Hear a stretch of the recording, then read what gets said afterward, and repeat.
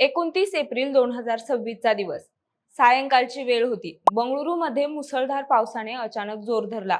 अवघ्या अर्ध्या तासात मोठ्या प्रमाणात पाऊस झाला आणि शहरात गोंधळ उडाला. लोकांची तारांबळ झाली. लोक आडोशाला उभं राहण्यासाठी जागा शोधू लागले.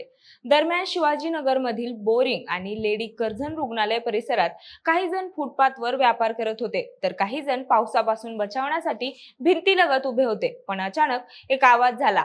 सायंकाळी 5:45च्या सुमारास रुग्णालयाची सुमारे 12 फूट उंच संरक्षक भिंत अचानक कोसळली आणि काही क्षणातच होत्याचं नव्हतं झालं. या दुर्घटनेत 3 मुलांसह एकूण 8 जणांचा मृत्यू झाला, तर अनेक जण जखमी झाले. म्हणूनच नेमकी ही घडलेली घटना काय आहे? बांधकामाचा अतिरिक्त भार किंवा निष्काळजीपणा याला कारणीभूत आहे का?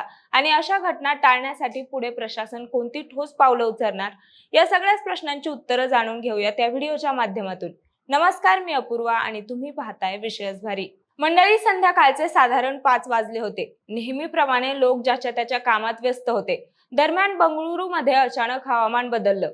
पावसाला सुरुवात झाली. काही मिनिटातच पाऊस खूप वाढला. अवघ्या 30 मिनिटात सुमारे 78 मिमी पाऊस झाला. वाऱ्याचा वेग वाढला. मेघगर्जना सुरू झाली. सायंकाळची वेळ असल्यामुळे गर्दी होती. अनेक लोक रस्त्यावर होते. पावसामुळे लगेचच शहरात परिणाम दिसू लागला. रस्त्यावर पाणी साचलं. काही ठिकाणी झाडं पडली. वाहतूक कोंडी झाली. अनेक वाहनं रस्त्यात अडकली. काही लोकांना थांबावं लागलं. काही जण आसरा शोधत होते. याच वेळेला शिवाजीनगर भागातील बोरिंग आणि लेडी कर्झन रुग्णालय परिसरात नेहमीप्रमाणे हालचाल सुरू होती. फुटपाथवर विक्रेते आपला धंदा करत होते. काही लोक खरेदी करत होते. काही जण पावसापासून वाचण्यासाठी रुग्णालयाच्या संरक्षक भिंतीलगत उभे राहिले होते. ही भिंत सुमारे 12 फूट उंच आणि 1 फूट जाड होती. ती जुनी होती आणि जीर्ण अवस्थेत होती अशी माहिती समोर आली आहे. तिच्यावर अतिरिक्त बांधकामाचा भार असल्याचंही सांगितलं जातंय. सायंकाळी साधारण 5:45 वाजता अचानक मोठा आवाज झाला.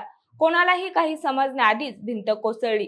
भिंतीचा मोठा भाग एकदम खाली आला. त्यामुळे भिंतीलगत उभे असलेले विक्रेते, ग्राहक आणि पावसापासून बचावासाठी थांबलेले लोक ढिगाऱ्याखाली अडकले. काही जण फुटपाथवर बसले होते, काही उभे होते. सगळं काही सेकंदात घडलं. लोकांना प्रतिक्रिया द्यायलाही वेळ मिळाली नाही. घटनेनंतर लगेचच परिसरात गोंधळ उडाला. लोकांनी मदतीसाठी धाव घेतली. स्थानिक नागरिकांनी स्वतः ढिगारा बाजूला करण्याचा प्रयत्न सुरू केला. जखमींना बाहेर काढण्याचा प्रयत्न केला. काही जणांना लगेच जवळच्या रुग्णालयात हलवण्यात आलं. अधिकृत बचाव पथक येण्यापूर्वीच नागरिकांनी मदत सुरू केली होती. आजूबाजूचे लोक, दुकानदार सगळेच मदतीला पुढे आले. दरम्यान आपत्कालीन सेवांना अवघ्या 7 मिनिटात 27 कॉल आले. या घटनेची तीव्रता स्पष्ट झाल्यानंतर अग्निशमन दल आणि इतर बचाव पथकं तात्काळ रवाना झाली. पण पावसामुळे अडचणी निर्माण झाल्या. रस्त्यांवर झाडं पडली होती, त्यामुळे रस्ते अडले होते. वाहतूक कोंडी झाली होती, त्यामुळे अग्निशमन दलाच्या 4 गाड्यांना घटनास्थळी पोहोचायला उशीर झाला. पण बचाव कार्य सुरू झाल्यानंतर परिस्थिती हळूहळू नियंत्रणात आणण्याचा प्रयत्न झाला. पुढील धोका टाळण्यासाठी बंगळुरू वीज पुरवठा कंपनीने या भागातील वीज पुरवठा तात्पुरता बंद केला. ढिगाऱ्याखाली अजून कोणी अडकले आहे का याची तपासणी सुरू ठेवली. सावधगिरीने ढिगारा हटवण्यात आला. जखमींना बाहेर काढून उपचारासाठी पाठवण्यात आलं. या दुर्घटनेत एकूण 8 जणांचा मृत्यू झाला. त्यात 3 मुलांचाही समावेश होता. तबिन ताज, मुबिन ताज, माया, साजिद, अजू, प्रीती, सीजी अशी मृतांची नावे समोर आली आहेत. 6 जणांचा मृत्यू घटनास्थळी झाला, तर 2 जणांचा मृत्यू रुग्णालयात उपचारादरम्यान झाला. तसंच या घटनेत 7 जण जखमी झाले. त्यापैकी 3 केरळमधून बंगळुरूला आले होते. जखमींवर तातडीने उपचार सुरू करण्यात आले. काही जण गंभीर जखमी होते. डॉक्टरांनी त्यांच्यावर उपचार सुरू ठेवले. प्रशासन आणि आरोग्य यंत्रणा सतत काम करत होती. घटनेनंतर परिसर सील करण्यात आला. पोलीस आणि प्रशासनाने परिस्थिती नियंत्रणात ठेवण्याचा प्रयत्न केला.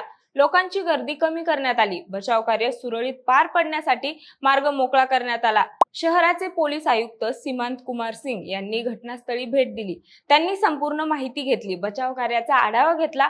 ढिगाऱ्यात आणखी कोणी अडकले नाही याची खात्री करण्यात आली. घटनेची माहिती मिळताच कर्नाटकचे मुख्यमंत्री सिद्धरामय्या या घटनास्थळी पोहोचले. यांनी परिस्थिती पाहिली. जखमींची रुग्णालयात जाऊन विचारपूस केली. मृतांच्या नातेवाईकांना प्रत्येकी 5 लाख रुपयांची आर्थिक मदत जाहीर करण्यात आली. तसंच या घटनेची चौकशी करण्याचे आदेश देण्यात आले. मुख्यमंत्र्यांनी संबंधित अधिकाऱ्यांना या प्रकरणात जाब विचारला. भिंत जीर्ण झाली होती का याची चौकशी करण्यास सांगितली. दुरुस्ती वेळेत झाली का नाही हे तपासण्याचे निर्देश दिले. या संपूर्ण घटनेचा सविस्तर अहवाल मागवण्यात आला. निष्काळजीपणा आढळल्यास कारवाई करण्याचे आदेश देण्यात आले.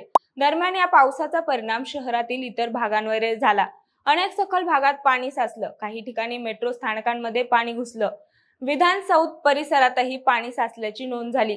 वाहतूक व्यवस्था विस्कळीत झाली. नागरिकांना मोठा त्रास सहन करावा लागला. काही भागात पाणी लवकर ओसरलं नाही, त्यामुळे परिस्थिती सामान्य व्हायला वेळ लागला.